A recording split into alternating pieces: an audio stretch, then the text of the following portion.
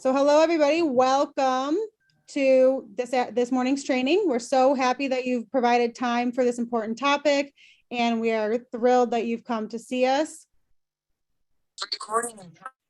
Please put yourselves on mute, as this is set up as Zoom meeting, not a webinar. So we would like you to be muted.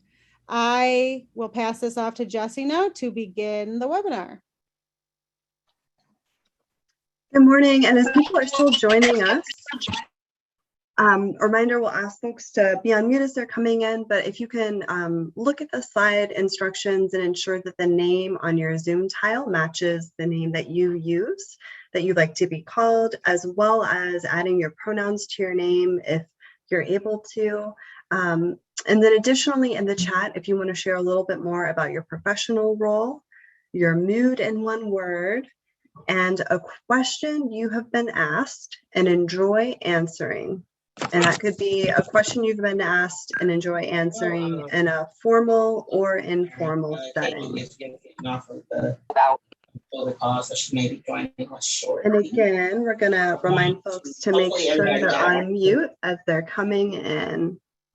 And Jesse, I'm just going to periodically mute all. So if you see that you're muted, just unmute yourself. Good call. Thank you, Angelica. So since you're muted, Jesse, I just did the mute. Okay. Since there are a lot of folks coming in this exact moment, we're just going to give one more minute to invite people to ensure the name on your Zoom tile matches the name you use, and add your pronouns if you can. And then share in the chat your professional role, your mood in one word, and a question you've been asked and enjoy answering. And that could be a question that you've been asked in a formal or informal setting. But we want to start this training today framing questions as opportunities and engaging memories where a question's been meaningful for us. So I see some folks are sharing great things in the chat, really helpful.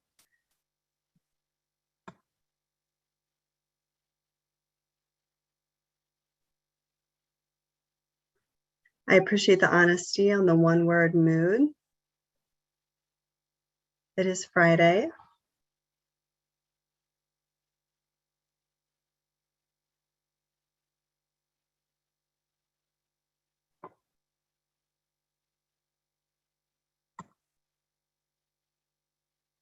We'll take just a few more minutes for folks to share in the chat, make sure their name matches how they want to be called. And just as a heads up to people, we are going to be doing breakout rooms today to discuss some of the content. So if you feel comfortable being on camera, we would invite that. We know there's a lot of wisdom and experience in this training, virtual training space, especially looking at the chat and who's coming in. And so we're excited to hear from you all and for you to hear from each other. In the chat, Jesse, we have a question where someone's asking, how do they update their name information? Excellent question, and thank you for asking, because that is a question that I'm sure other folks have as well. In the toolbar, which is likely at the bottom or the top of your screen, if you click participants, you can then find your name. And if you hover your mouse over your name and click more, the option to rename yourself is there. Or if you're looking at your video tile screen, there should be 3 dots in the right corner. You can also click those, and that will give you the option to rename yourself.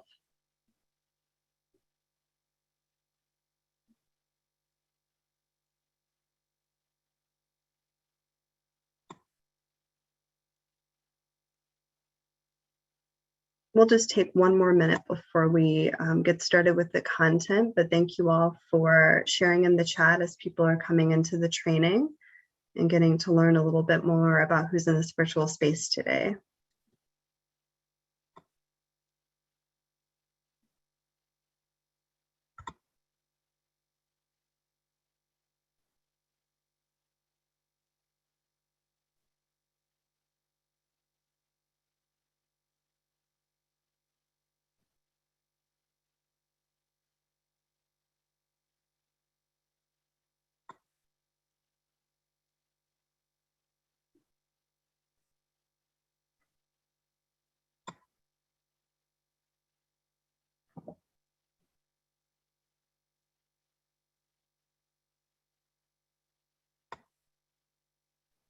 All right. So thank you all for sharing in the chat. Sounds like there is a whole spectrum of moods that we're bringing to this Friday, but thank you all for sharing those.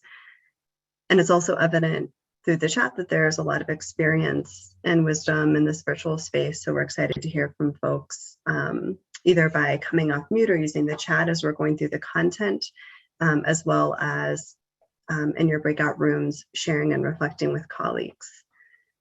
And just a reminder that you should have gotten the notification that we're recording today, but we will be sharing this content with folks who weren't able to make it today.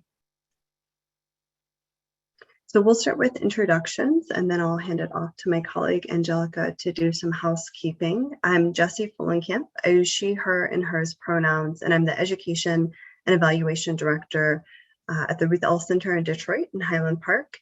And we work with LGBTQ young people to work toward their vision for a positive future. We are in our 22nd year as an agency and a part of the Continuum of Care in Detroit.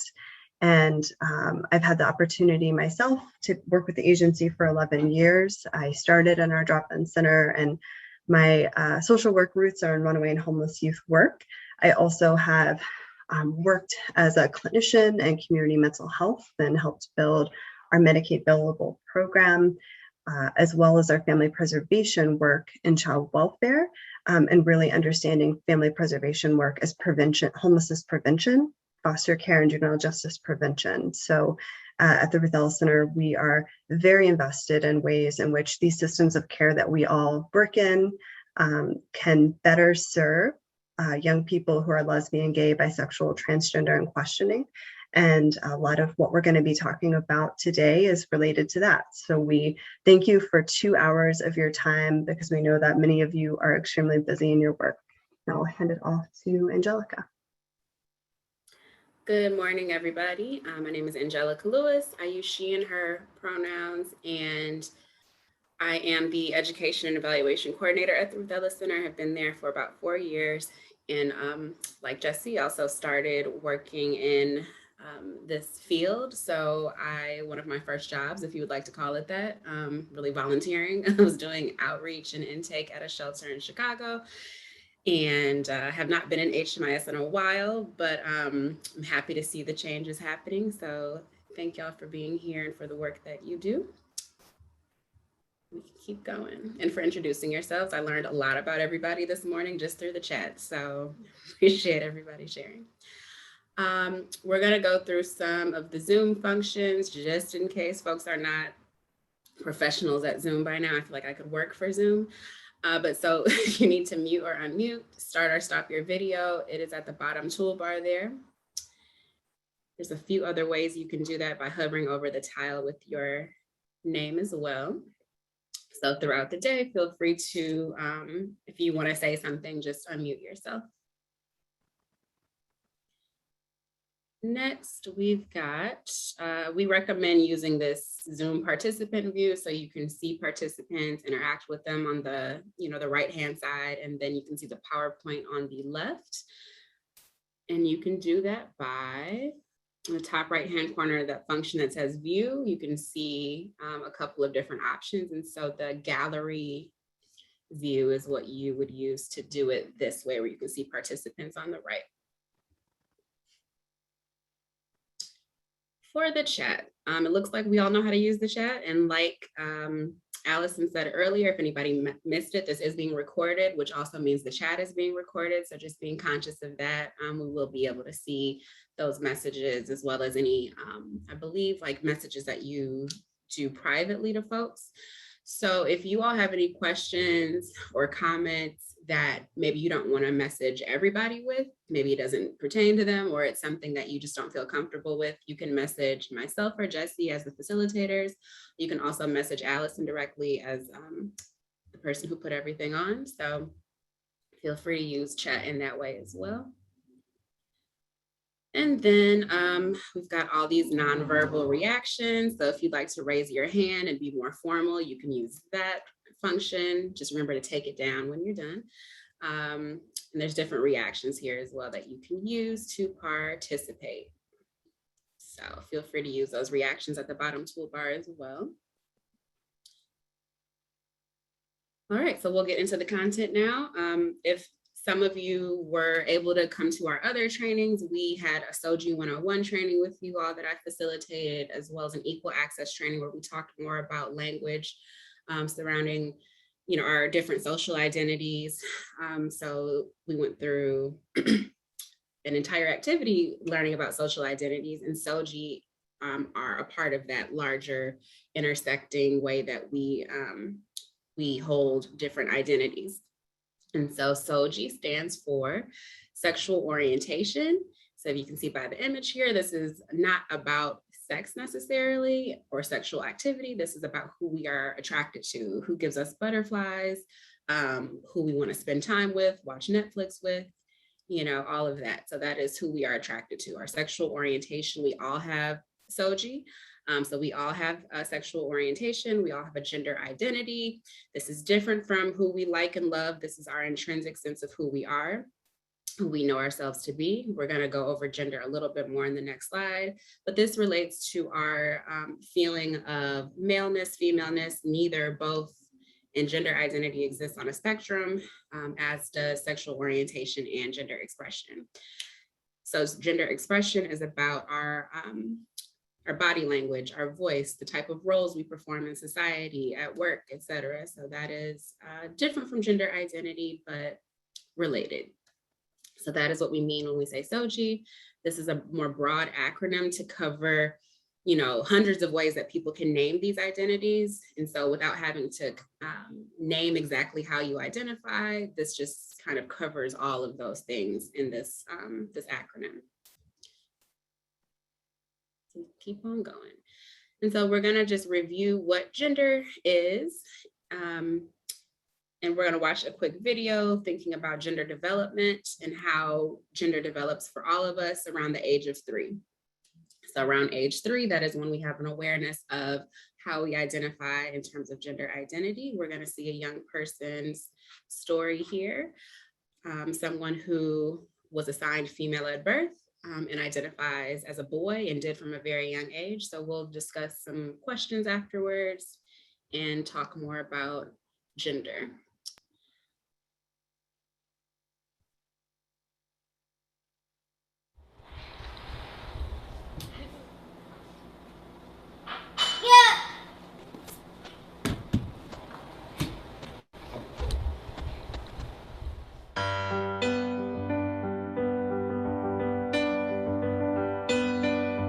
I'm Jody Patterson. I'm a mom of 5. We live in Brooklyn. We just moved to Bed-Stuy. We're just like a regular family. We are always at a crossroad, like, can we afford tuition? Like, do we eat green food or do we eat like fast food? What's cheaper? So this is Othello. This is my rascal. This is Cassius, my oldest. I like to call him the president. That's Penelope. And that's the tiny. That's Penelope, who's 7. I'm 8. Penel is my 3rd child, and we assumed girl, like perfectly anatomically perfect girl. Everything looked in order. Really early on, there were signs that Penel was very different. Something was weighing on Penelope really, really heavy.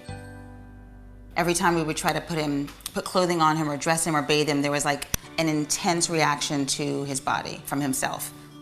Once Penelope started to speak, it was like, I'm not a baby. It was one of the first like sentences, I'm not baby.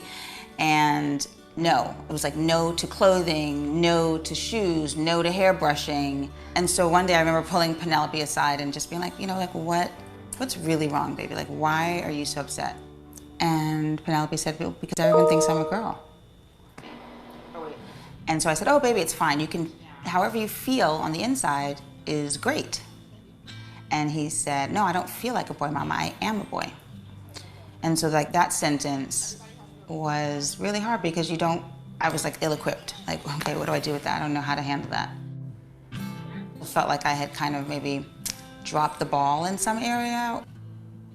All of my sisters and my mom, you know, raised me to really be proud of being a woman. And my child was like, I don't want to be a woman. Like, I'm not a woman, I don't want to be a woman. I love you, Mama, but I don't want to look like you. I want to look like Dad. So I just felt like, what had I done? Had I forgotten to do something that was really essential to self-pride? That's my sister. That's me when I was 3 or 2, when I was shy. That's me. That's Cassius. That's Penelope. A lot of people confuse this conversation that I had with Penelope as being something too advanced for like a 2-year-old to talk about, but identity is something that happens that early. I think when people like say, well, how does Penelope know that he's a boy at age 2? And I would say, well, when did you realize you were a woman? It was like crystal clear what he was saying. I don't want to be you, Mama, I want to be Papa. I want a doctor to make me a peanut. I don't want boobs. I do remember at that moment, in my head, not considering Penelope she anymore.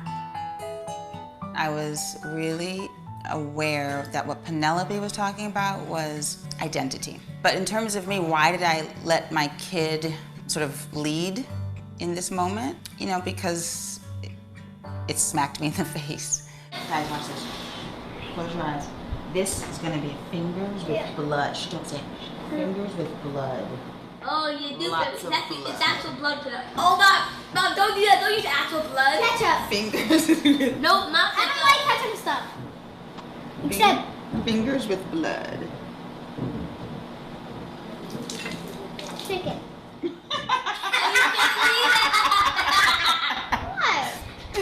Like after we just said, okay, yes, you're a boy and it's all good. And like, yes, you can wear really like boy clothing, not like tomboy clothing, but like just go to the boy section. Like find anything that you want to wear and wear it. You know, he just kind of lit up. Initially, it's like weird. You notice like all the constructs around gender. And in the same way, you become very keen on the way you treat girls and the way you treat boys. I like the fact that the kids sometimes talk about it and debate it or don't see eye to eye. And if Penelope can handle that conversation in our house, then he's ready for handling it in the world. His siblings and his friends protect him. So like, if we're walking into a new situation, a lot of times his best friends will step ahead and be like, okay, so my friend Penelope,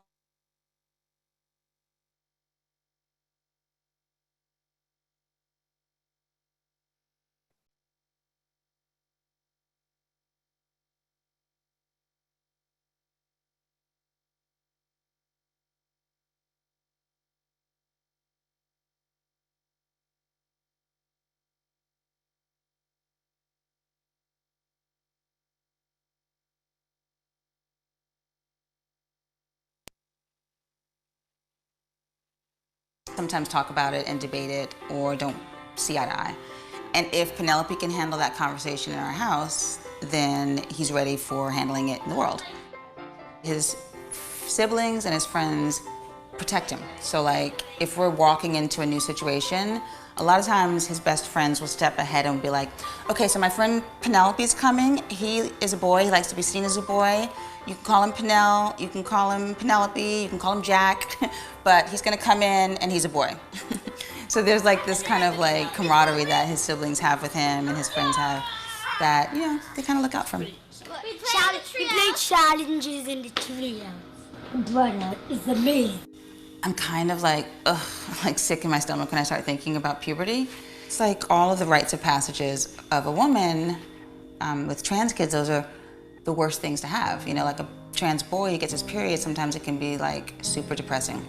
Penel's body is not everything, right? It's a part of him, but it's not the whole story. And so when I think of puberty, when people start to like really focus on how Penelope is looking, it makes me nervous because in our minds, girls look this way and boys look that way, so it's gonna be harder for people to understand that Penelope's a boy. There's not a lot of research around things that transgender people do medically to alter their bodies. There's not a ton of research around it, so that makes me nervous. I mean, I don't really like I'm super organic and our food is super clean, and then the idea of like taking hormones and injecting chemicals daily is frightening. And really, Penelope's a boy without changes. He doesn't have to change. He doesn't have to take hormones or puberty blockers or change his body, have surgery. If he chooses to, he might, but he doesn't have to. He's a boy regardless. That's the Bluosaurus. We don't know his official name. A lot of the things that I thought I would never be able to handle, you get it together really quickly when it's your kid.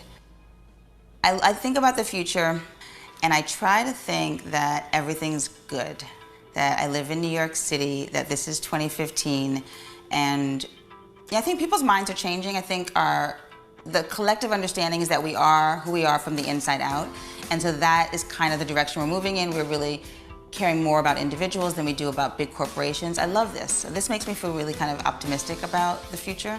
So 2 lessons that I've learned from my transgender child are, first one, winners or losers that got back up. Like, that's the biggest thing. You just have to keep getting back up. Everyone who's ever succeeded, anyone that's fantastically, amazingly successful, has had like loser moments. The best have gone through the worst. And so we have to keep getting back up. And I think the other one is, accept happiness in any form.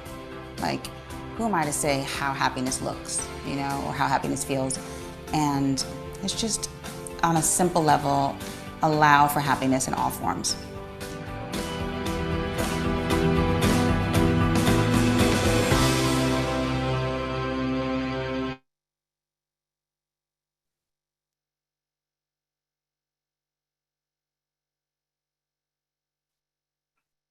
All right, so we know that a lot of you are not working with younger folks.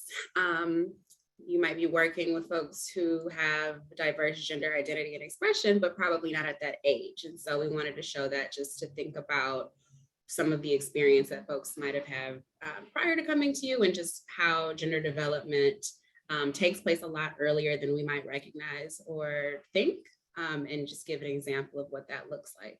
So any general thoughts or questions about the video, Penelope's experience, before I ask a few more specific questions? Feel free to answer in the chat or by unmuting yourself.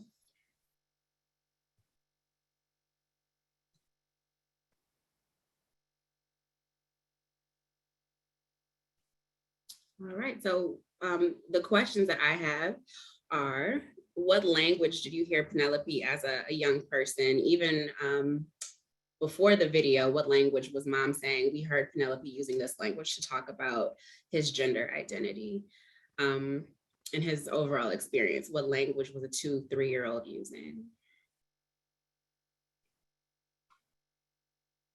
Yep, good question. We get that a lot. Is there an updated video of Penelope? There might be a video, but I know that there's a photo that someone shared with us, a more recent photo of Penel. So I'm going to try and find that and share it in the chat for you all. Yep, so I don't feel like a boy. I am a boy.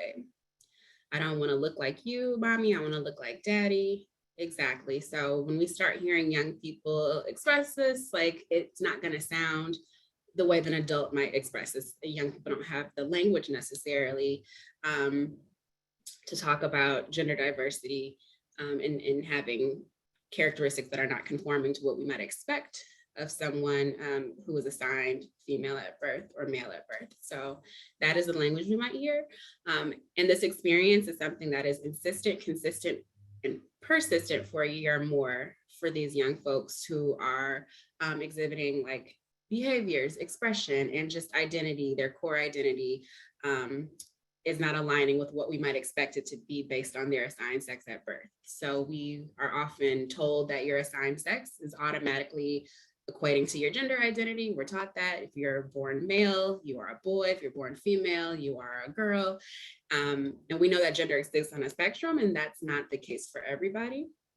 And so this is insistent, consistent, and persistent for a year or more for folks who are not cisgender. Cis meaning on the same side. So CIS, that prefix means on the same side, and that just means that your assigned sex at birth does match your gender identity.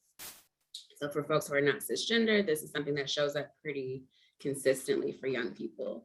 And we're hearing things like what Penelope was expressing, I want a peanut, I was shy, this was me when I was shy. So shy is probably not the word that we would use to describe this as adults who have more language, but that is how Penelope is talking about his identity.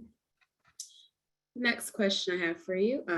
How did the mom in this story and the family affirm Penelope's gender identity and expression? What are the ways that the family created these more protective factors for Penelope?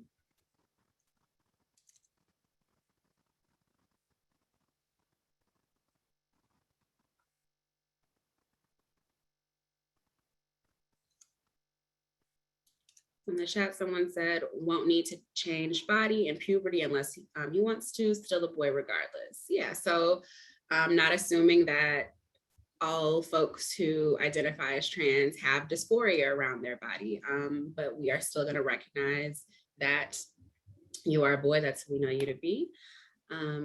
Backed him up when entering a new group. Yep, so siblings, friends, they would kind of do that work for Penelope. He might not have to say too much about himself. Friends and family did that. Someone else said, does his school accept him as a boy? Is he using girls or boys' bathrooms?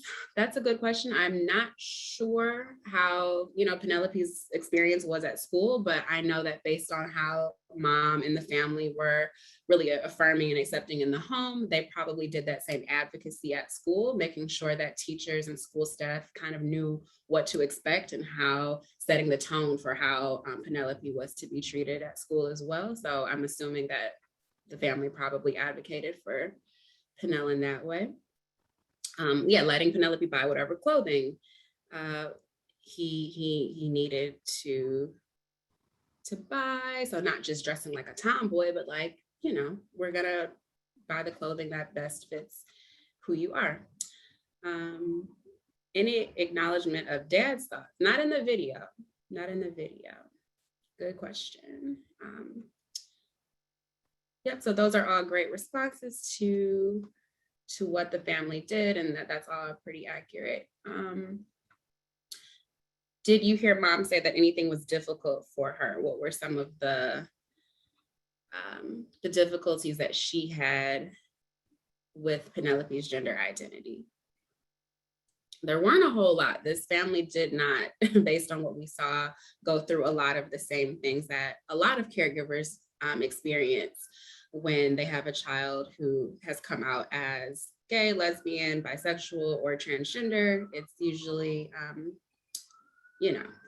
a little bit more difficult, but this family seemed like they were already pretty on board, at least by the time we saw the video. Yep, so mom felt like, is there something that I did wrong? As a parent, did I not, show a good example of what a woman might look like? A comment mom made seemed to indicate they made it safe for Penelope to discuss his gender identity at home.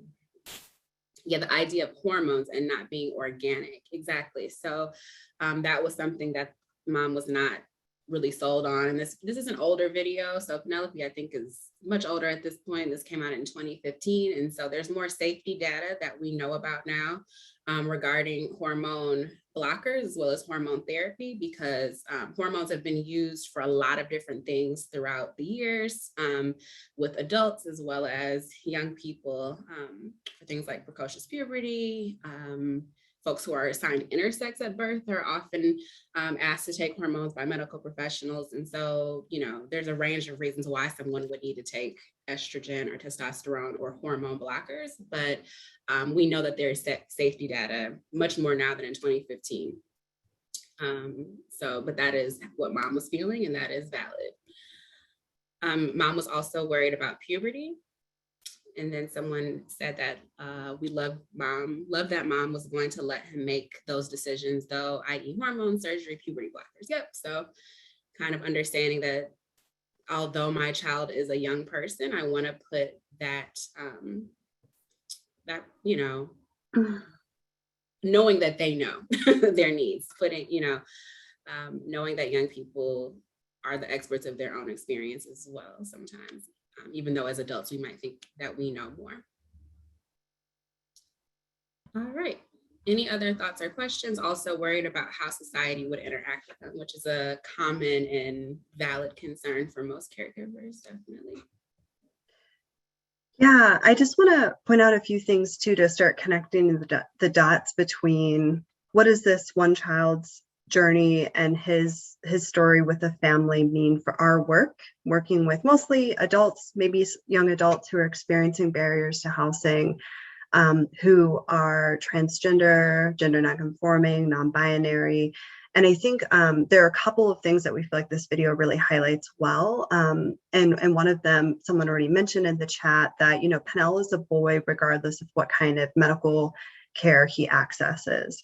And that's really an important note to remember, not just from a values standpoint, but also from a policy standpoint, that HUD and the Equal Access Rule has declared exactly that same notion, that people don't have to have surgery, people don't have to access hormones or puberty blockers in order to justify or prove their gender, that their self-reported gender is how we should be respecting them and interacting with them, and that is what informs their housing, not demonstration of gender through access to medical care. And related to surgery in particular, most people that we serve don't have access to that, and that's not typically accessed at a younger age.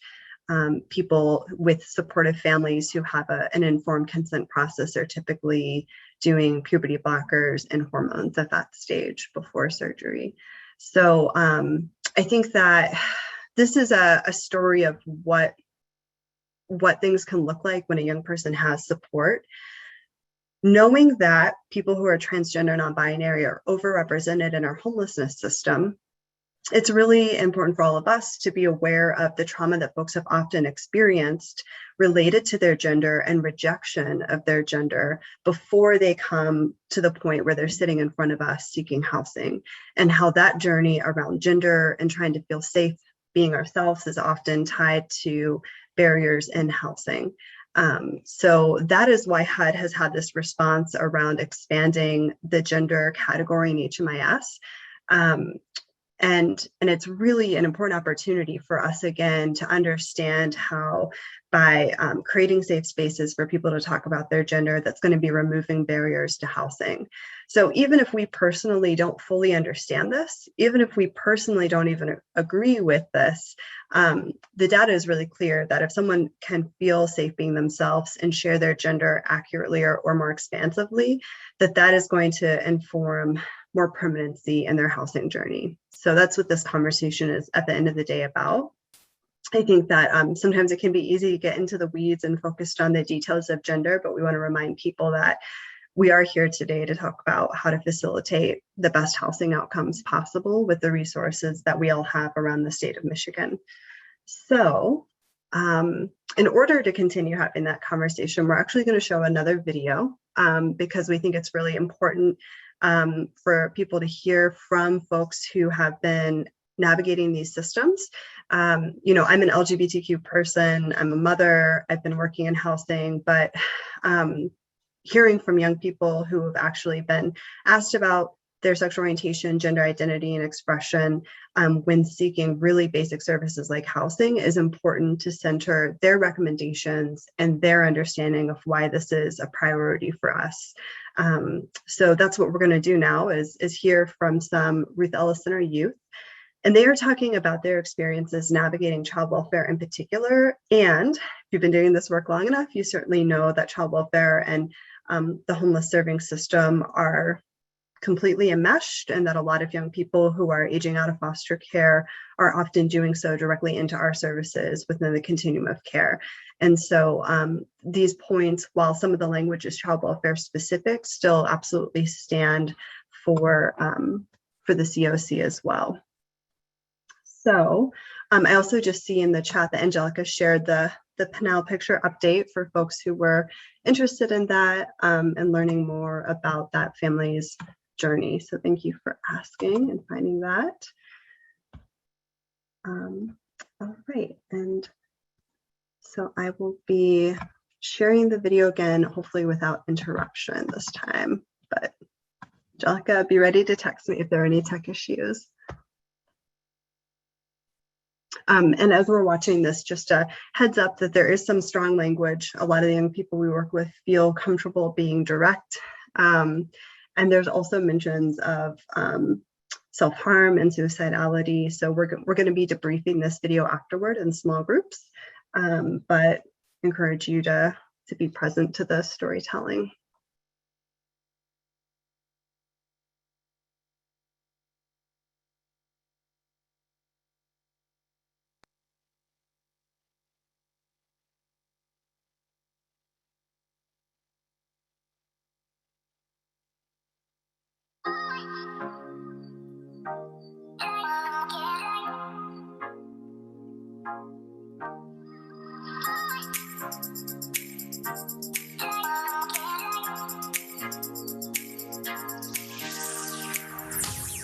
I identify as a trans woman.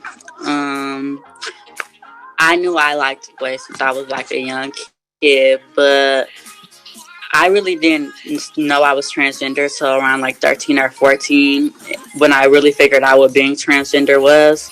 But after learning what transgender was, I've been transgender like since I was young. I identify as lemon. The reason why I say that is because I don't want to be put in no box. I don't want to be labeled like, of course I know I'm gay, but no, I'm lemon. Girl, like, I'm just me. I would say, like, I don't know, like, I kind of got like a different story. It's not like the happiest, but I feel like who has just like a happy story. But how I knew I was like different from everybody was like people used to make me feel different. Like I never would say I knew that I liked the guys, but I love to express myself like with dance. So that was like something I guess boys wasn't supposed to do. I guess they wasn't supposed to dance. They wasn't supposed to twerk or cheerlead and stuff like that. And I always wanted to do stuff like that. So I would say pretty much I had to find out who I was all over again. Like it's like a cycle, but honestly, really once I turned like 15, 16. Yeah, I just knew from the womb that I was me. Like I couldn't help it. I was just myself.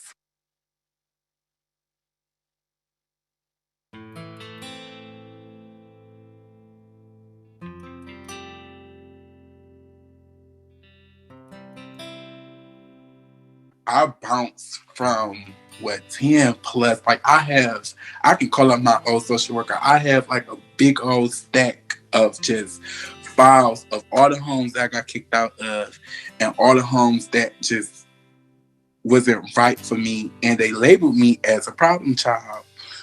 You know, why you can't stay in these homes? This a Christian home. This the last home. You know, this the same, similar family that you had the first time, but it wasn't. You know, it was. Yeah, about that. Yeah, I came to foster care at 13.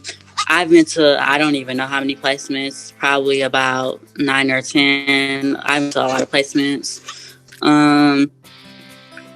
When I never told my DHS worker, when I first entered foster care, I didn't tell her I was transgender. So she just thought I was just a gay boy. So I went to a lot of boys placements because I guess she didn't think I'd feel uncomfortable. She didn't think I'd feel uncomfortable going to an all boys placement because she thought okay, well, I'm you're still a boy. So if I would have been able to if I would have told her I was transgender felt open enough to let her know that probably would have helped me being in placements that I was more comfortable with, because I was at a lot of placements where people made me feel uncomfortable and I would get in trouble having to defend myself in those type of situations. And that's why I got kicked out of a lot of placements, and I've been to so many. Probably 1 or 2 placement centers, but then I was in different homes. So it really wasn't I never would have a placement because they kind of separated me and all my siblings and stuff like that. So it was easier, I guess, for them to put me find a little boy, because I guess everybody wanted boys at that time, to have him somewhere. But I've been to a lot of different homes. I can probably say 9 or 10.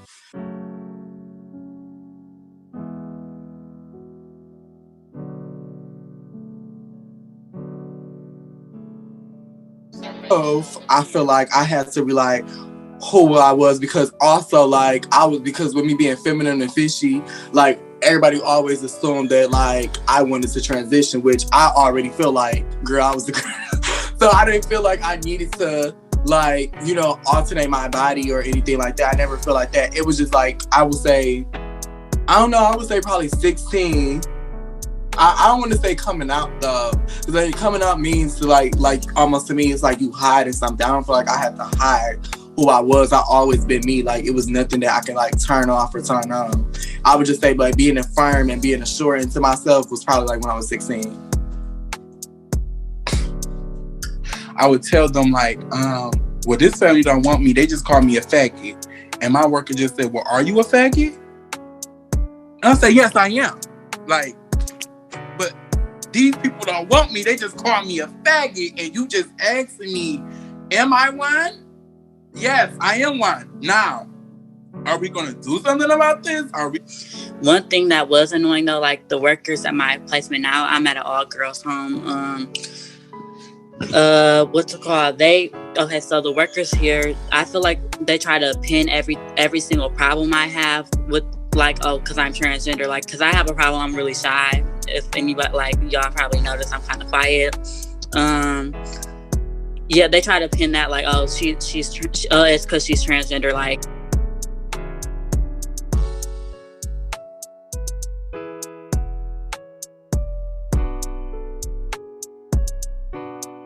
I have seen people just doubt their character, doubt themselves, doubt everything because, okay, I'm not getting attention from this person, I'm not getting attention from that person, or nobody care about me. Why should I even care about myself? I have seen people kill themselves because, you know, ain't nobody in this world care about me, you know, ain't nobody see me for who I am, ain't nobody loving me because of me, you know, so it can be deadly to some. You never want to do that to a person, like to just make them feel like they blended in.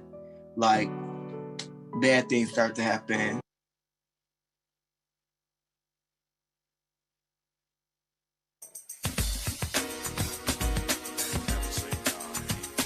Yeah, I told her when I wanted to start my hormones, and me and her, I already had like a close relationship. Like I really like my worker, and so she didn't have a problem with it. She was really like positive about it, and she supported it. And I had to tell my judge too, so because my judge had to, because I wasn't 18 yet, my judge had to consent to me having to take hormones, and she was really supportive, and she said yes to it. You will get so much results that you never thought of. Like this child will blow your mind only because you treating them like a human being. Like you're not treating them like some dog or some, you know, any old thing. You treating them like who they are.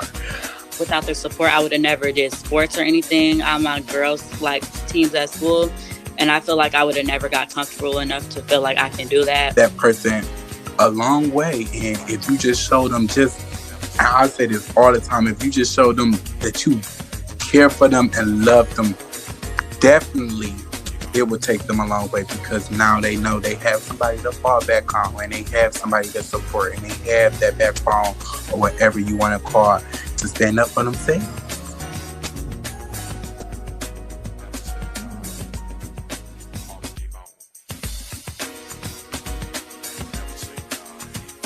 But it's really no rocket science thing. It's just like being genuine. Like a person can know, like when you being funny, like you could say something and you know when a person is saying it to be make a mockery out of you. You know when the person is making you, trying to belittle you or something like that. So it's really that. Like you should try your hardest to make a child feel comfortable to tell you on their own. My advice would be this. I would treat everybody like a flower, and some flowers grow differently than others.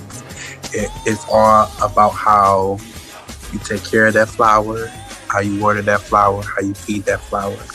And I would think of it as the same thing when it comes to their work. Of course, you're not going to get it on the first try or even a second or even a third, but at least you're showing initiative that you want to try and you want to get better.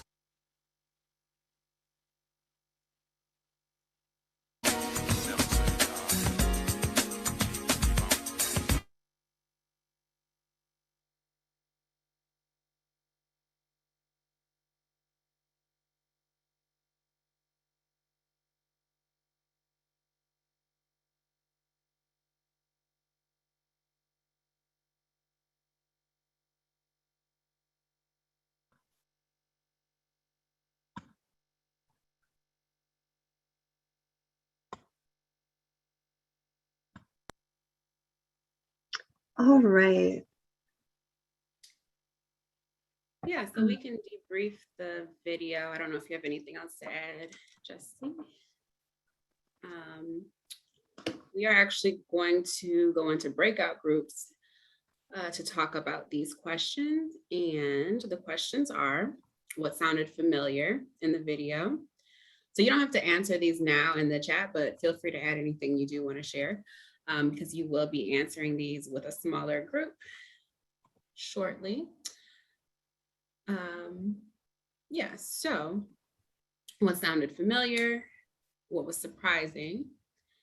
What did the youth say that they needed?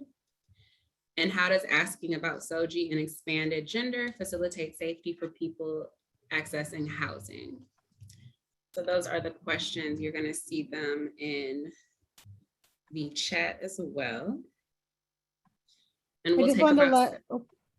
Go ahead. That's okay. I just want to let folks know that when we go in the breakout rooms, we will be pausing the recording. Thank you, Allison. Great point. So that conversation will not be recorded. We will not be going into the rooms to like hover or anything. This is just a conversation for you all. We're going to take about 7 minutes in breakout rooms. And so the questions are in the chat as well, since you can't see the screen in those rooms. And if you get done before 7 minutes is up, you can rejoin the larger group as well. Are there any questions about what we're doing or how? You'll get a prompt on the screen for the breakout group. And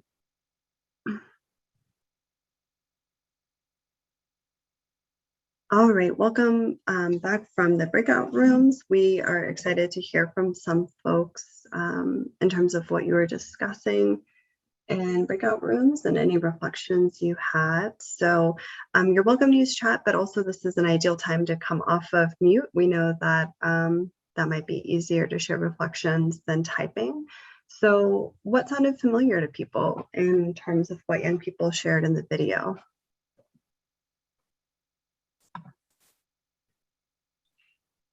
This is Deborah. I think that what we came across was that the youth were saying things like, I just wanted to be heard. I wanted to be understood. And they weren't looking for someone else to define them, that they wanted to be able to make that definition. And in some cases, they didn't want to be labeled at all, right? They're the person, they don't need one of those labels. Absolutely, Deborah. Yeah, and I think that this is something we hear from people in our work across the board, right? That labels might not always serve a purpose, but that's really about listening and creating a space for people to just share more about who they are. Anything else that sounded familiar based on your experience and your work?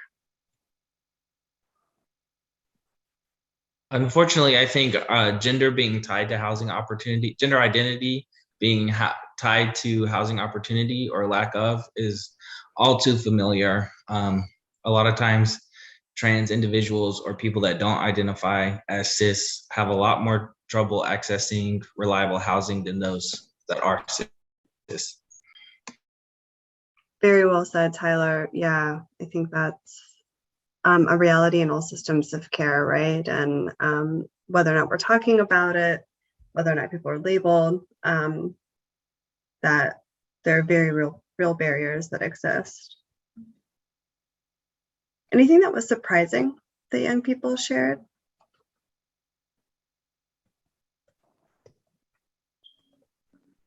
In a way, it was surprising that how they would express being comfortable in themselves. And I think that is not something that we would necessarily have heard from young people 20 or 30 years ago, but even in the situation they were in, they felt more comfortable with who they were. And I appreciate that. I that's a hard lesson for any of us to learn during puberty and being a teenager. And it was a little surprising to hear them be as comfortable as they were, knowing that that's not the whole picture, but that they were as comfortable with themselves as they were. Yeah, thank you for sharing that, Judy, and recognizing that it's not causation, but there might be a correlation between age and comfort. So as you're working with people who are of different ages and different backgrounds, the language that they use to talk about their gender, their comfort level talking about gender with you and your role or your agency's role is going to vary, but that's not a reason to not create a safe space for that conversation to be invited, and for people to have the option to talk about it, right? What did the young people say they needed? Acceptance, I think, to be heard and not to be judged. Because the bottom line is to think that's not their fault. You know, they are who they are. And why can society accept them the way they are?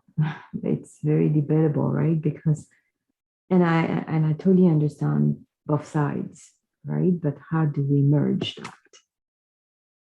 That's the question, I think. You know, working for a shelter, for example, I think the numbers of transgenders and people that are gay, I don't think exceed the numbers of people that are normal.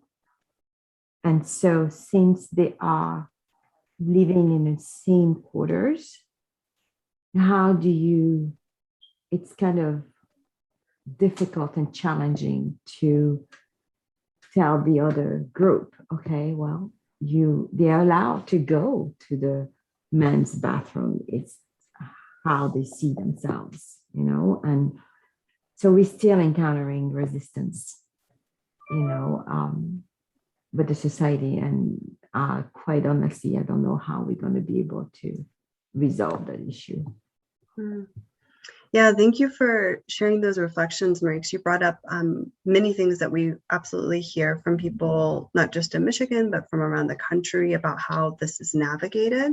So, you know, one thing that HUD actually has some phenomenal resources on, and we have a different training on, is how you support other people who are also receiving services and creating a safe space or understanding what the agency standards are and how they treat and accept people who are LGBTQ also receiving services, right? Because that seems to be the number one challenge that people are bringing up, saying, you know, well, we as an agency are fine with this, but we don't know how other people that we provide services to are doing with it. So I think that there are some things that we can also do to set a tone of what acceptance in the work looks like. And I think that, yeah, one of the words that we hear often is this word normal, but removing the word normal from our vocabulary is probably really helpful for a lot of reasons, because if we have decided that something's normal or abnormal, then that can often denote judgment. So instead of labeling it that way, just understanding that there are different identities that people hold. And a majority of the people we're serving are heterosexual and or cisgender. And with that being said, people who are LGBTQ plus are disproportionately represented in the homelessness system. So it's a much larger number than people often realize, because folks don't feel safe sharing that information. And that's a big reason why HUD has taken on this initiative to really make sure that we are engaging this issue to the extent that anyone receiving services wants to talk about it, feels safe or invited to talk about it. So thank you for bringing that up. I saw Brandon had a hand up. I don't know, Brandon, if you want to mention anything else. I just wanted to respond. I didn't have a chance to respond to Maria, because she brought that up in our session. It's definitely very difficult convincing our guest who's not transgender about how to deal with transgender in the dorms and things like that. We've definitely had that problem. I think that it's more of an issue when it's a transition from male to female. The females feel are a lot more outspoken about the situation and things like that. So especially when it comes to bathrooms and showering and things like that. So yeah, Maria, that is a good question. And I mean, I'm not really sure how do we get or convince our non-transgender guests to accept and understand, you know, that they are who they are. Yeah. And thank you for just naming that, Brennan, because I think that's a question that a lot of people have on their minds. And, you know, the thing that we really focus on is that there are a lot of beliefs that people come into shelter spaces or housing spaces with, beliefs that are sexist, racist, ageist, classist, ableist, right? And I think that in our role, a lot of times, while we ideally are addressing those problematic or discriminatory beliefs that people hold. At the end of the day, our role is often to make sure that there is safe behavior within the housing space that we're facilitating, right? So at the end of the day, someone might be racist, and we want to address that, and we're just going to make sure that people know the standard is there isn't certain kind of language, and there's physical safety for everyone in the shelter space, right? So I think kind of differentiating between what our role is and how we're managing behavior and safety expectations in our spaces versus how much we really have an ability to change someone's mind about a specific concept. Now, that being said, it is important to explain some of the myths behind why cisgender women might have been told to fear women who are transgender when they are sharing space, whether it's sleeping arrangements or bathrooms, and really making sure that we're recognizing that trans women disproportionately are victimized in these spaces. It is very rare that they're the perpetrator, and that if someone is perpetrating behavior that is unsafe, that it is about the behavior, right? The behavior needs to be addressed. It's not about their identity being the cause of that behavior. And so really differentiating for people behavior from identity and making sure that people who are receiving services as well as our staff understand that what's in our realm of control and what we are here to really address is how we create safety for everyone in this space. And we can't assume just because a woman's transgender that she is automatically an unsafe person to be in a shared bathroom space, right? Yeah, I don't know so, if that answered the question, but if you want to expand. I was actually gonna expand about what would you guys suggest, or if anybody has experienced a trans woman. Let's say you have a trans woman who is in a relationship with a woman, and they're in the same dorm, showering at the same time, and I don't know, other guests may have concerns of, I don't know, what they're doing in the shower and things like that. Honestly, that has been brought to our attention before, and we've definitely had a time where we had to deal with like relationships within the dorm with guests who are actually in a relationship, obviously same sex, but I guess with the trans and how we kind of deal with the complaints from guests and saying what they're doing in the bathroom actually, and having to confirm those things and stuff like that. So yeah.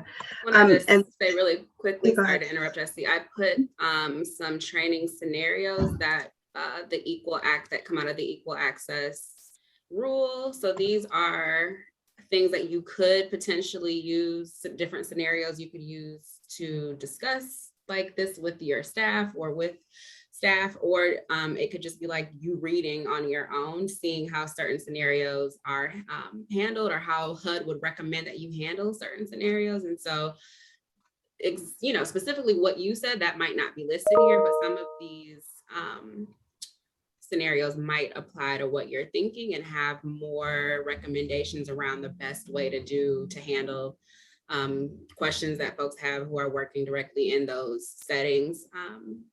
And I was just going to add that my first job was working in a shelter where men and women were both in the same space. They were in separate sleeping areas, but they were in the same space. And we often dealt with relationships. Most of them were between folks who identify as heterosexual. But we just had the same expectations for everybody, that these are the things that folks can and cannot do within the shelter.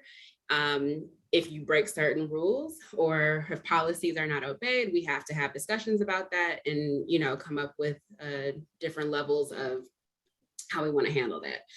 It's not automatically that you're going to be kicked out, but there have to be discussions. We have to go over the rules and the policies and have the best conversation possible about, like, is this the right space for you? Would you and your partner like to be in a separate space? If you can't follow, the expectations around dating and safety for everybody, et cetera. So. Yeah, thank you for saying that, Angelica. Yeah, those scenarios that Angelica put in the chat are extremely helpful, and the logic transfers to these conversations. That at the end of the day, the the issue isn't that there's a person who's transgender in the shelter. The issue is that the shelter has standards around behavior in the bathroom. So even if there are no people who are transgender in the shelter, if it's all just women, the same behavior can come up. And so making sure that we're not allowing our understanding of someone's identity to be used as an excuse to exclude them from services, and separating that conversation from what the behavior standards are. And because of time and the topic today, we're going to keep moving, but we definitely are available to answer more questions about this at the end of the training today, or if there is another space for us to look at this, I think that will be helpful too. I also see in the chat that HUD's issued guidance about how to support domestic violence or intimate violence survivors, particularly cisgender women in shelters with diverse SOGI. And so those are, yeah, again, you know, kind of going through these examples. You know, what this actually all goes back to is the reality that our assumptions about who people are, who we're serving in shelters, have been wrong, and that these assumptions have caused harm. So, you know, assuming that everyone's heterosexual has been wrong, that's caused harm. Assuming everyone's cisgender has been wrong, and it's caused harm. And so this is really about course correcting and understanding how we actually see people and allow them to be themselves. So ultimately, the reason why HUD is asking everyone to be asking about gender more expansively is that it will ultimately increase everyone's safety, but especially the safety of people who are transgender and non-binary. And this is a community that, again, has disproportionately been experiencing harm basically on every health and safety measure compared to people who are cisgender. So it's also an equity effort. Asking about SOGI and asking about gender in a way that's more expansive will ultimately lead to increased housing stability. If someone feels safe sharing this information early on, it can really inform who, what, where, when, why, how they're accessing housing in a way that allows them to be themselves. And at the end of the day, we can't protect who we don't see. So if we don't know a person is transgender or non-binary, then our ability to really be thoughtful in how we're setting up safety planning, setting up options we're only getting part of the picture. And so again, you know, this information is absolutely voluntary. Someone would not be forced to share that information, but once we have that, it makes providing services a lot easier. And then finally, knowing that everyone has SOGI, everyone has gender, everyone has an answer to this expanded question in HMIS is also important to understand that this is not a question just for people that we think are transgender or non-binary, but this question that we're talking about in HMIS is a standard gender question with just more comprehensive options. So everyone has an answer to this question.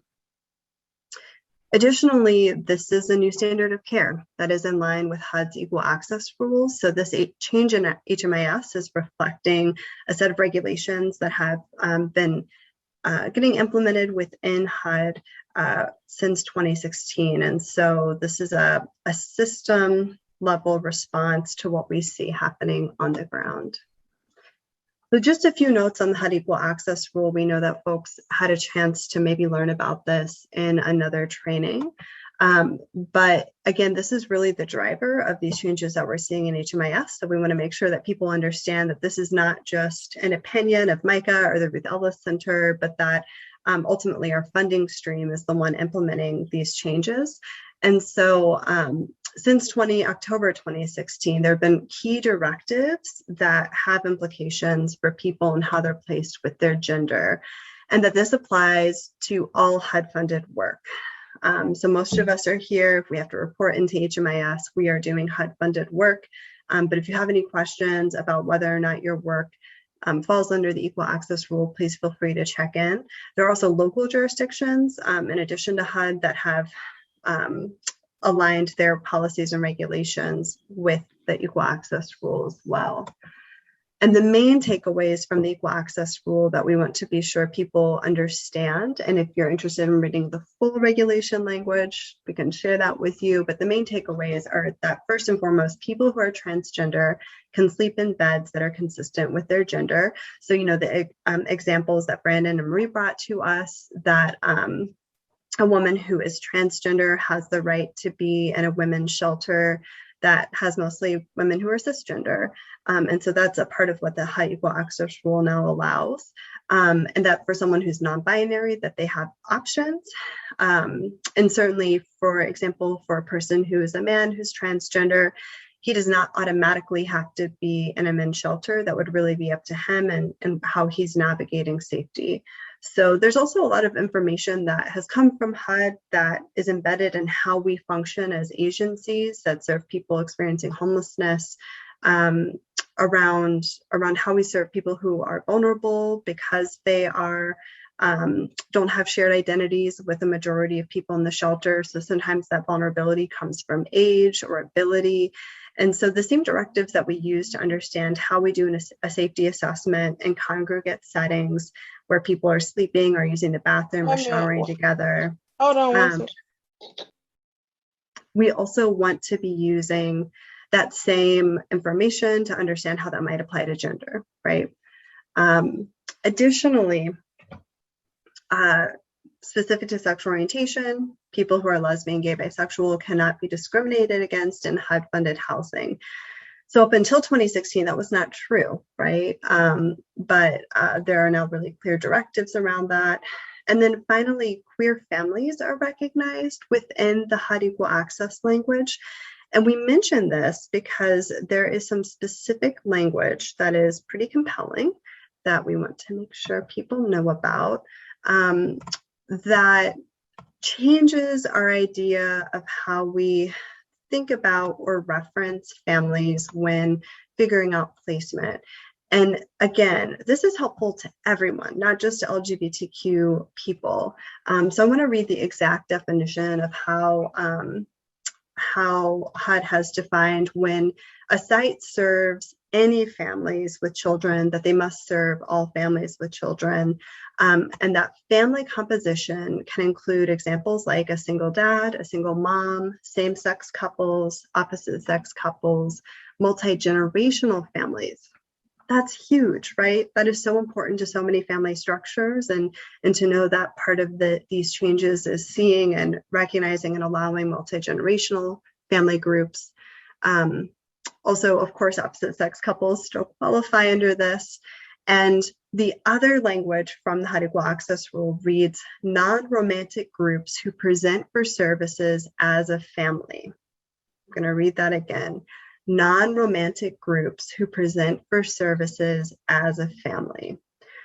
So when we say queer family is recognized, what this means is that if a group is a chosen family or a gay family and a family group and presenting for services together, that they could also be seen and considered for housing. And so for us at the Ruth Ellis Center, we serve a lot of folks who are into the ballroom scene and have gay families, chosen families. This is a really important note and change, that people could be accessing their natural supports and how they're seeking housing together, which is an important protective factor, again, likely resulting in higher levels of safety and permanency. So we're very excited to be paying attention to this. Any comments or questions about the HUD equal access rule?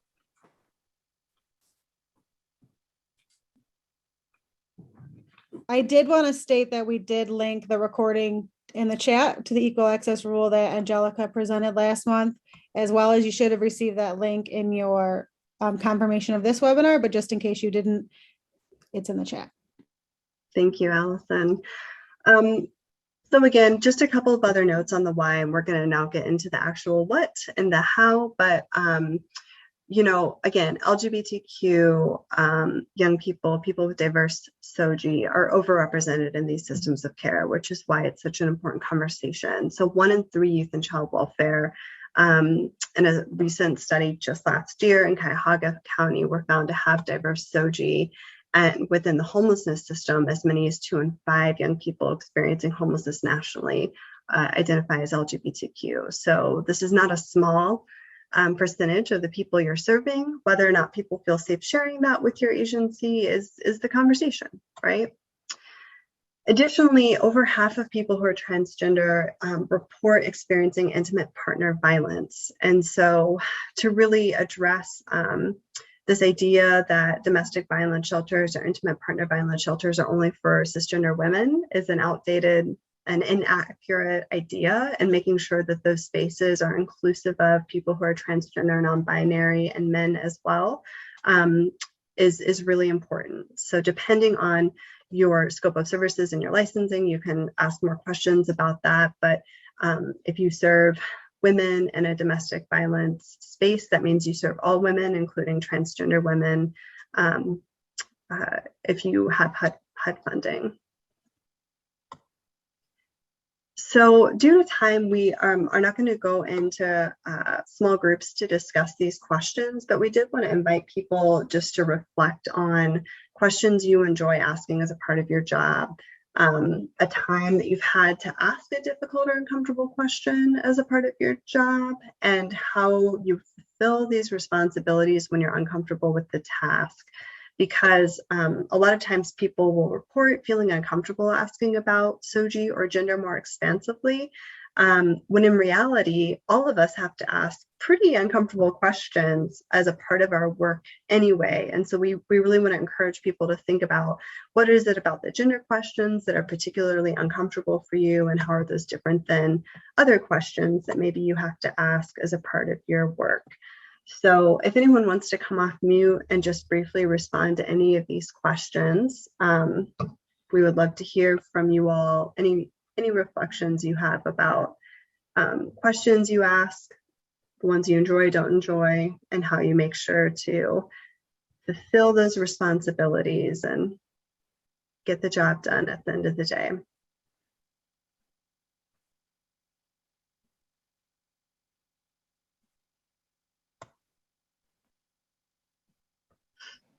Hi, it's Jonathan. We actually just touched on this in our last breakout a little bit.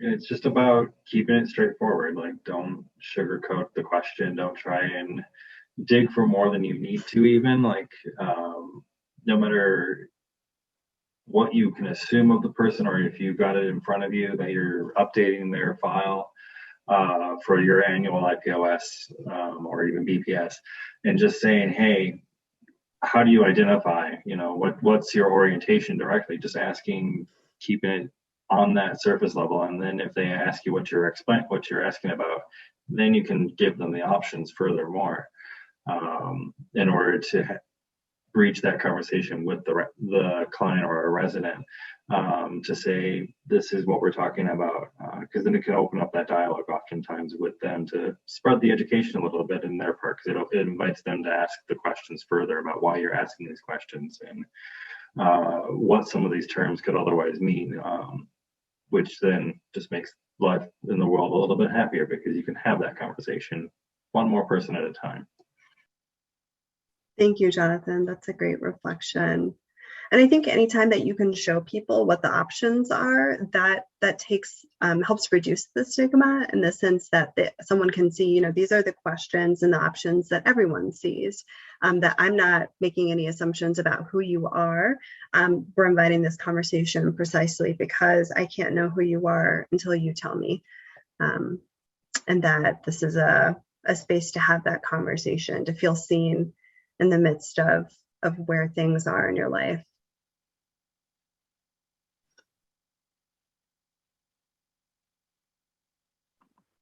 I feel like, in my experience, the most difficult conversations tend to actually not happen with those who may identify as trans or other than hetero or non-cis, is with staff and other individuals in the shelters and in the programs I've worked in.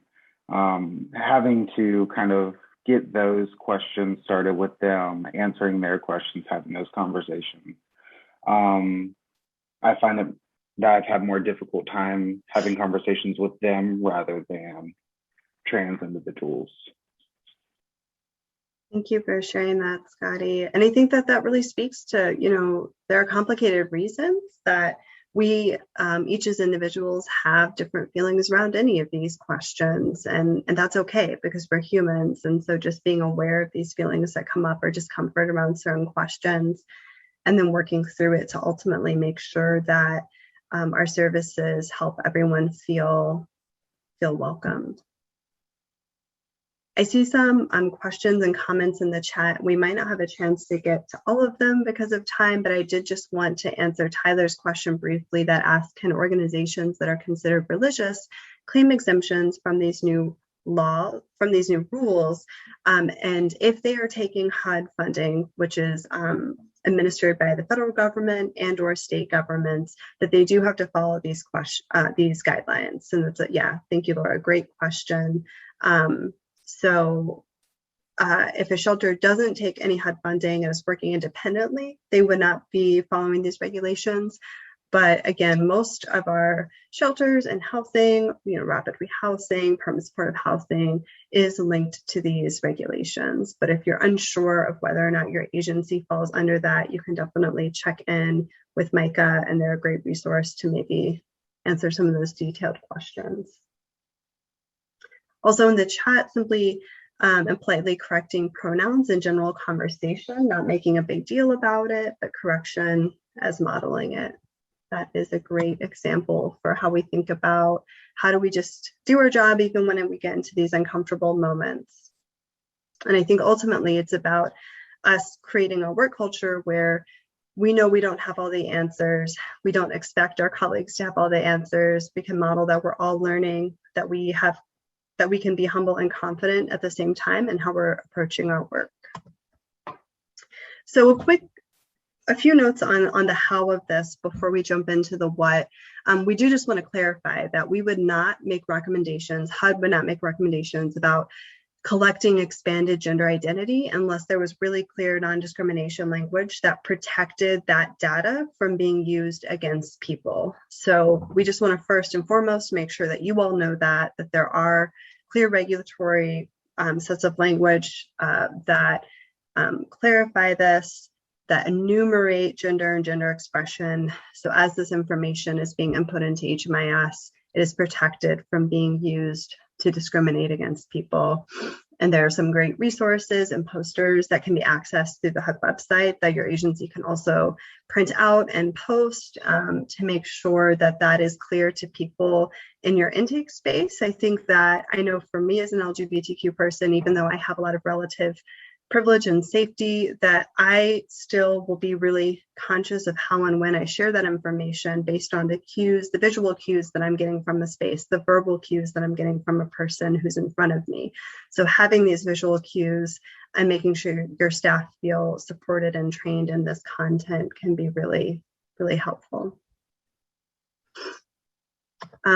Also, before asking, there are some specific implications around confidentiality, informed consent, and how we think about a trauma-informed approach for expanded gender questions. So the first and most important rule of gender expanded data collection is that individuals are the owners of their own gender data, meaning that they decide whether or not they want to share that. And that it's also important to allow for a conversation where someone might feel safe verbally telling you their gender, but they might not want it fully documented in HMIS. And there are ways to then code that in HMIS accordingly. But really understanding that this is a sensitive area for some people, and they're going to be navigating their safety related to it. Also, that means that you would never share this gender data without their permission. And that your agency should know and be able to communicate where the gender data is stored and who has access to the gender data. So related to informed consent, most of us have, that very long HMIS consent that people are signing before we're entering that data that clarifies what could be shared with other agencies for the purposes of coordination of care. And just making sure that people understand that the gender data is a part of that and that there's true informed consent. Additionally, part of informed consent is making sure that people know that everyone is asked about gender. You're not asking someone just because of how they look or assumptions you're making about them, and that you don't have to answer if you feel safe. And that also you can notify a worker or the agency of any changes in gender data. This is important for a lot of reasons that we'll talk about in a little bit, but if you can imagine coming into an agency early on for the first time, why that might be important to have as an option, it is there. And then finally, by giving the why of why you're asking all of these demographic questions as a part of your HMIS work, that is, not assuming that a person should just be automatically comfortable with giving this information to us. So that is really about taking a trauma-informed approach to the work, thinking about, to the extent that this is in your control, the timing and physical space, that it's as private as possible, and making sure that the language is accessible. So you will see the language that is now appearing in HMIS, and some of these words will be new to us. Some of these words would be new to a person filling out the information, but ultimately it can be a conversation that can, be using words that are real and familiar to people. In terms of scope, also just clarifying with your agency, the age range when individuals are asked, the location of the data, like we said earlier, and which staff are going to be asking these questions. That's likely all predetermined by how you are set up to run HMIS, so keeping that all in mind. So we want to look at the actual language from the HMIS directives, but before we get into that, are there any other questions about how we approach this and things that we want to be thinking about related to informed consent or confidentiality as we go into it?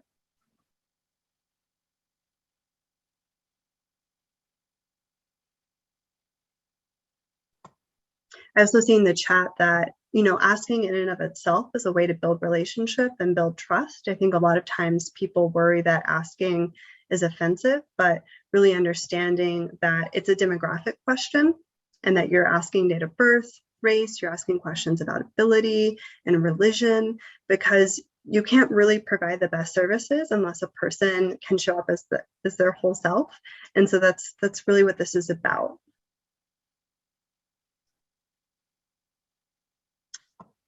Any other questions or comments about the how before we finally get to the what in HMIS?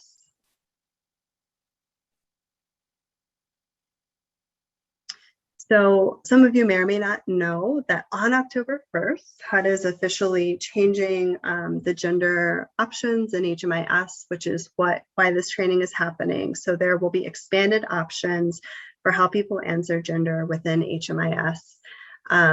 And there are great resources. I have been extremely impressed by what HMIS puts out and clarifies for people. But in these documents, I just took screenshots of the most relevant pieces for all of us for the purposes of today. And the first component is that this does apply to all clients, all programs, all HMIS product types.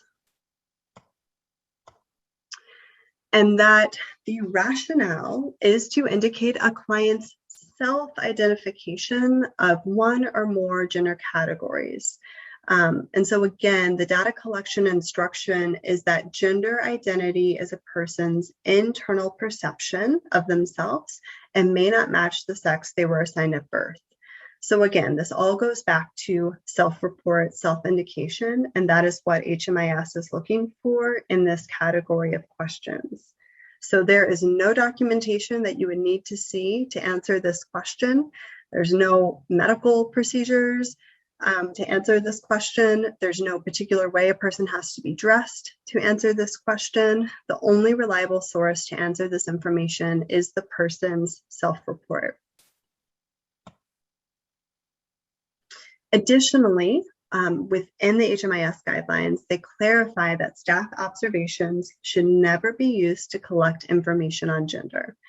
Again, reinforcing that gender identity and sex assigned at birth might not be the same, but these are different questions. The gender does gender does not have to match the legal documents, and the client may not be asked about medical history or other information to try to determine the person's gender. So In addition to these pieces, a person's ID does not have to match their self-reported gender. There are a lot of reasons why those often don't match. We have a whole nother training just about that, if folks have any further comments or questions. So these were the old HMIS questions, and on the right we have the new HMIS, sorry, not questions, selections under gender. And we're going to go through and look at each of these to make sure that you understand what they would mean and when they would be selected. But again, asking about gender and letting someone see or know what the options are, reading them all out so that people have a sense of what their options are is a really helpful approach and how we have done it in our work. So female clients who live or identify as female. Again, doesn't have to be indicated by a birth certificate or by an ID or based on how someone dresses. If someone says they're female or woman, this is the selection. Then same with male, clients who live or identify as male. So those are the first two, probably most frequently answered options.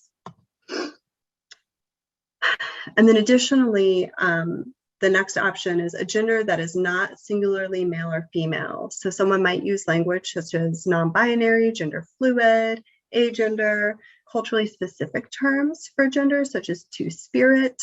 And so this is really a catch-all for how we understand a spectrum and all of the options within the middle or encompassing both sides or neither, and is a helpful category to know about for when language presents itself. And if a person shares language that's new to you that you've never heard before, it's a great opportunity to say, hey, you know, thanks for sharing with me your non-binary. Can you share more about what that means to you? So not only are you getting a definition of the word, but more importantly, you're learning about what that word means to that individual, because sometimes people use the same word, but it means different things to them. So that's a helpful way to start a conversation around gender and understanding identity. The description for this reads clients who live or identify as a gender other than female, a gender other than male, a gender outside the binary, no gender, more than one gender, a culturally specific gender, or a gender that changes over time. So again, it's really a very broad category. And if you have more questions about gender language or Gender 101, there have been some great resources coming up in the chat of previous trainings we've done to talk about this language. If you feel confused or overwhelmed by the new words, we understand. We've also been there and would encourage you to access these trainings to learn more. The next category is transgender, which is very different than the category before it. And again, this is really denoting clients who live or identify with a transgender history, experience, or identity. So this might be used in conjunction with any other response to this field except client does not know. So what this means is that someone can select female and transgender. That's important to know. Someone can select male and transgender. Whereas someone who is cisgender might just select just female. Someone who's a cisgender man might just select male.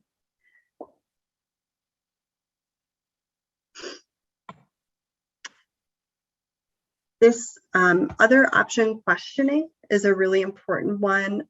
We want to be clear that questioning does not mean confused. So the client might be unsure, they might be exploring or not relate with any of the words that were offered, but client does not know is different than questioning. So questioning is about exploring one's gender identity. We do not see people self-identifying as questioning as frequently, but it's an important option to have to really affirm that we're not pressuring people to self-label, that there's not pressure to be put into a box if people are still exploring what language really fits with their lived experience. And that's what questioning is there to reflect.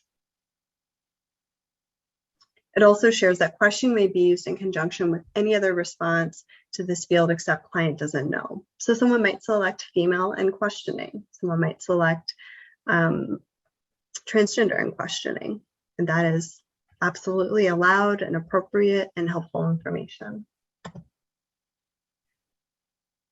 The final selections of client doesn't know should only be selected when a client does not know their gender and should not be used interchangeably with questioning. So this might come up for a few reasons, but if someone is at the point in which they're doing intake, maybe inebriated or unable to really answer the question, that might also be client refused or data not collected.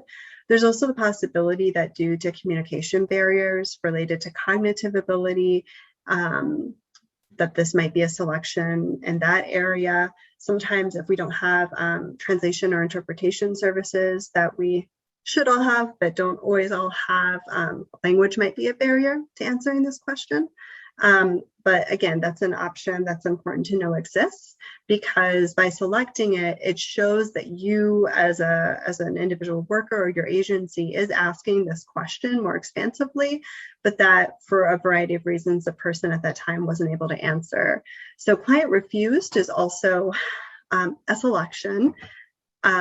If we were involved in crafting this language, we might have said, client didn't answer at this time. Refused sounds kind of negative, but there are reasons why someone might decline to answer, and that's completely fine. And that is an option that's relevant and allowed. And then finally, data not collected should only be selected when the response to the field gender was not collected, right? And so we know that our goal is to always input as much information as a person feels safe with us doing to inform their services, but there are times when data is not collected. It's a lot of new information, so I want to pause before we go to the next section and just see if anyone wants to come off mute to share comments or questions, or use the chat to share any comments or questions about the new expanded gender field in HMIS.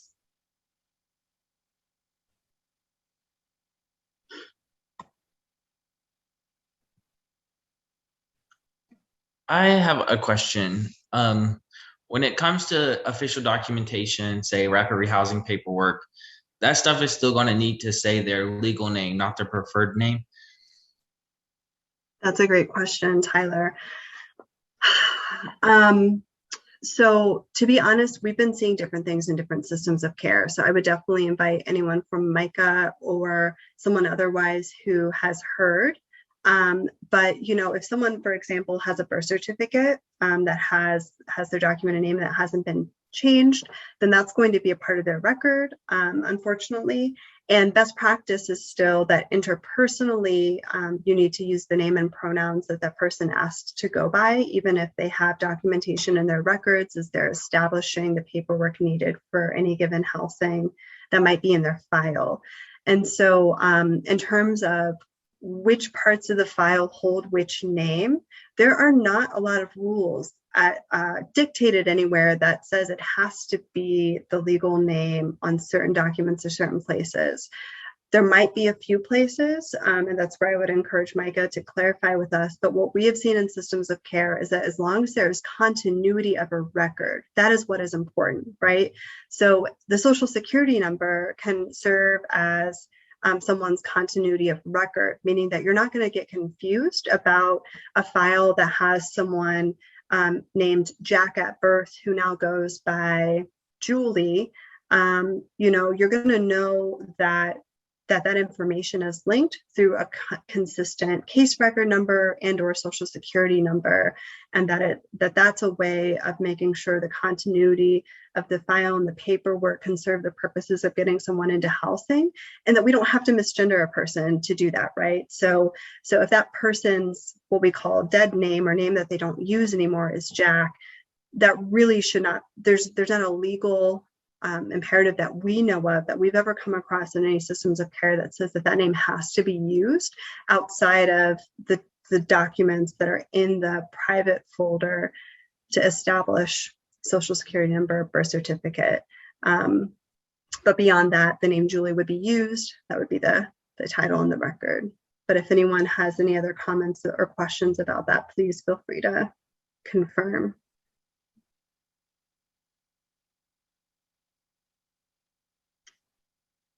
This is where advocacy is really important, because I don't know about you all, but I am actually kind of a rule follower, and I like to not have to redo file work, right? And so I historically was really inclined to say, oh, well, we should just use Jack because we don't want to have to worry about someone questioning this.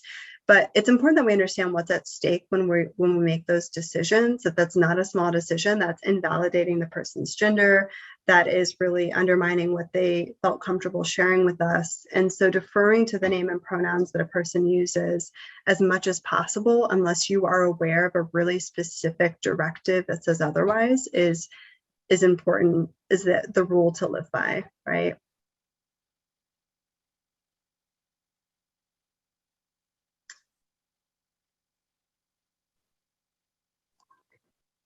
Jesse, coming from a housing authority environment, I too am a rule follower. And there are a lot of places where when there's the data matching going on, the social security number as the card was issued and the name have to match.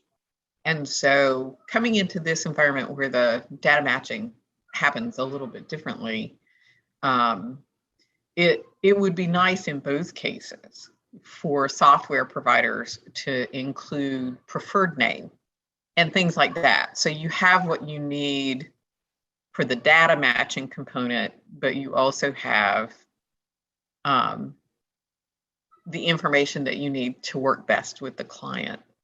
That's been a hard, that was a hard sell on the housing authority side back in the day, but I hope that that's getting better. It's been a little while since I've done that, but I hope that that's something that can be incorporated.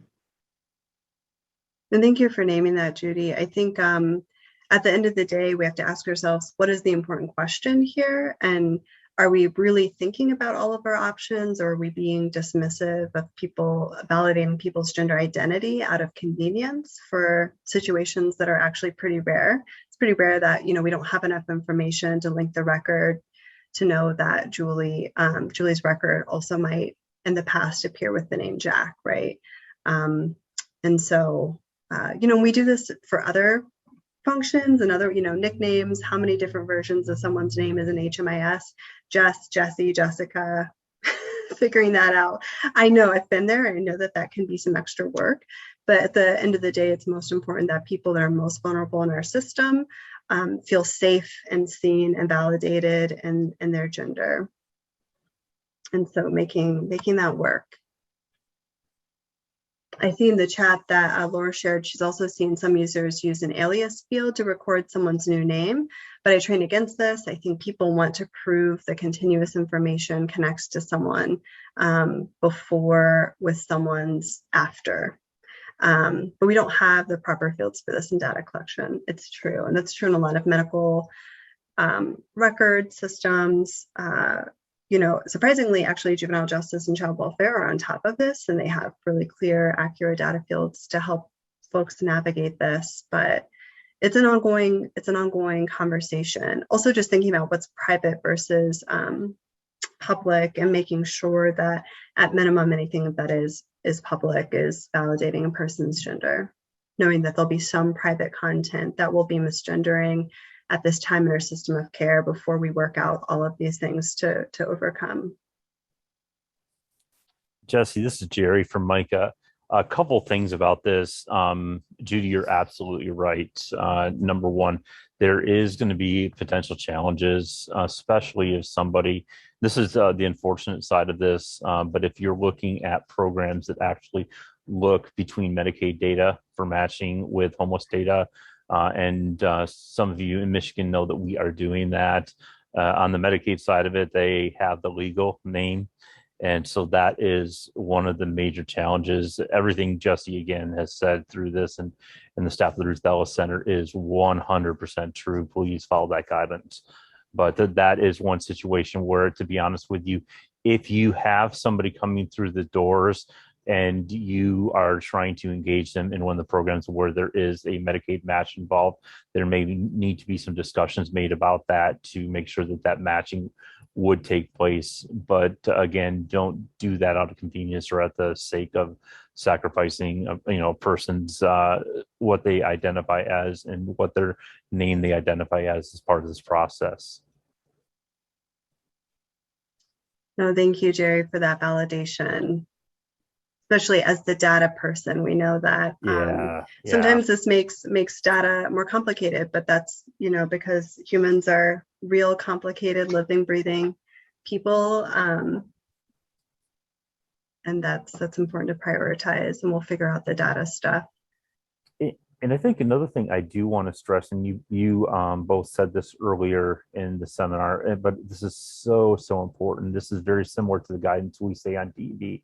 But as you're talking to a person, if they identify as transgender, if they identify, and if they come and they have some concerns about the privacy and security of their information, please, like we talk about with DV, make sure to do a real assessment to understand what those concerns are, and to make sure that those concerns are looked at appropriately, and proper protections are put in place on the record to make sure that they're protected in who they are. Because obviously, again, we hate having these discussions about the fact that there are potential threats that may exist for people who may be transgender. But please, make sure that you're having those dialogues with your clients that you're working with, so that if they do have some very specific concerns, or they do have a history where some things have happened in the past, that you're taking that into account on the privacy of their record and with data sharing, so that they're feeling confident in having that information in the system. Absolutely. And in addition to what Jerry just shared, knowing that people don't always know what their rights are, and a lot of people that we serve don't know about the equal access rule. So if someone feels safe sharing with you that they are a woman and they're transgender, asking her, would you be interested in staying in a women's shelter? Because her experiences up until that point might have been that she has to go to men's spaces, or that she has to be misgendered in order to access services. And so making sure that people know what their options are when they share this information. Or if sometimes you're unsure, just saying, what can I do to thank you so much for sharing that information with me. What can I do to support you? Are there any needs that are on your mind right now that we can be responsive to? And simply starting the conversation there. We're not going to go in depth with this, but we also just want to remind people that the importance of this work does not end in the training today, and that ongoing coaching and supervision is actually really essential in this rolling out successfully at your agency. So if you're one of many people at your agency and you're the only one at this training today, making sure that you are supporting your colleagues and unpacking some of these questions and having these conversations. We did a research study with Child Welfare where we followed people asking about SOGI and their statewide database. And what we learned from that, one of the main takeaways, is that the key correlate in how successful someone was actually in asking that information was if they were talking about it with their supervisor. And to be clear, it wasn't that their supervisor knew a lot about LGBTQ information. It was that they just could talk about their feelings and their questions in supervision. Their supervisor didn't have to have answers. They just had to know that it was a conversation that was a priority, and that was a conversation that was welcomed. So thinking about having that approach with your community. So in this last few minutes, Angelica is going to review some key takeaways with us, but if people want to stay on past noon to ask any other questions that we haven't gotten to or share any comments, we encourage you to do that. And Angelica, I will move a little bit more quickly through these so that maybe we can get to most of them before we end today.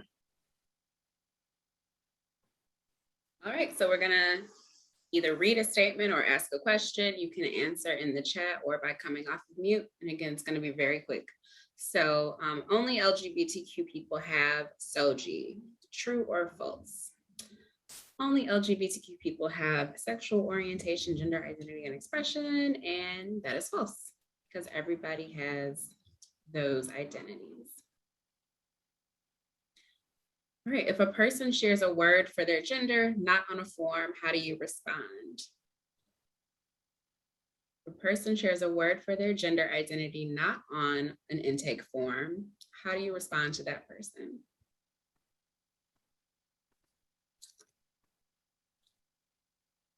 How do you define that? Listen to what they have to say. I'm reading the chat also because they're not the explicit answers. So yeah, those can, there's a variety of ways you can respond. You can thank them for sharing, affirm that you recognize the word that they use, and offer one of the following options depending on the restrictions of your database or your intake form. You can fill in a blank answer with their word if that's possible. But if you have to choose between a set of things, you can ask that person to choose what resonates best with them, what makes sense for them. All right, describe at least one reason why a person might change their answer to a gender question or questions. What's one reason someone might change their answer over time? Maybe you've done a second follow-up, intake with somebody or something, you're updating their file. Why would they change that information? Yep, so maybe initial discomfort. That could definitely be a reason. Their understanding of their gender has changed. Yeah, so this, like the other one, there are several ways, reasons this might change, but the person might feel safe and have built rapport with you now, telling you their true identity. Maybe they learned a new word that closely aligns with who they know themselves to be. So there are someone else put past trauma influencing their response. Yep, also. So there are several reasons why that might change. Our role to just say, okay, thank you for sharing that with me and updating that and listening to what they have to say. The next question is, a worker can be uncomfortable asking about gender and still ask as a part of their job to ensure the best services possible. True or false?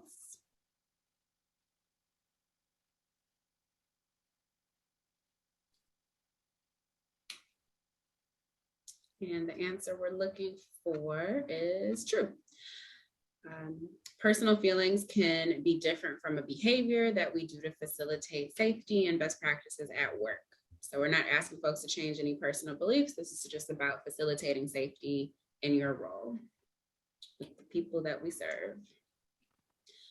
The next question is, if I hear about a person's gender from another person, I can put that answer on a form for them. True or false? Maybe a 19-year-old comes in with their mom. Their mom is like, this is how my child identifies. And we've got false in the chat. So that is correct. So when recording gender, the information has to come directly from that individual. If there are like developmental, language, age, barriers, you can discuss all of that with someone who's supervising you, but for the most part, we are only taking information from that individual. Typically, most people have an awareness of their gender by what age? We mentioned this very briefly at the beginning. Yep, so we've got 2, 3. Yes, so on average, it's about age 3. This is true for people who identify as cisgender as well as who identify on a spectrum of, with transgender identity.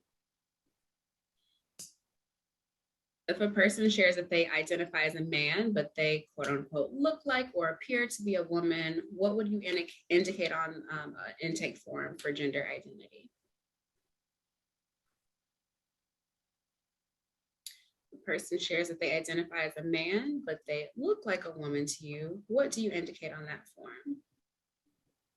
Yep, we're going to use that same language that that person used to identify, regardless of what we're experiencing their gender to be. So you listen to what that individual indicates and complete the form accordingly. I just want to give a shout out to Tyler in the chat. They put one male. They even are thinking about the HMIS exact correlation, right? And making sure that language is consistent.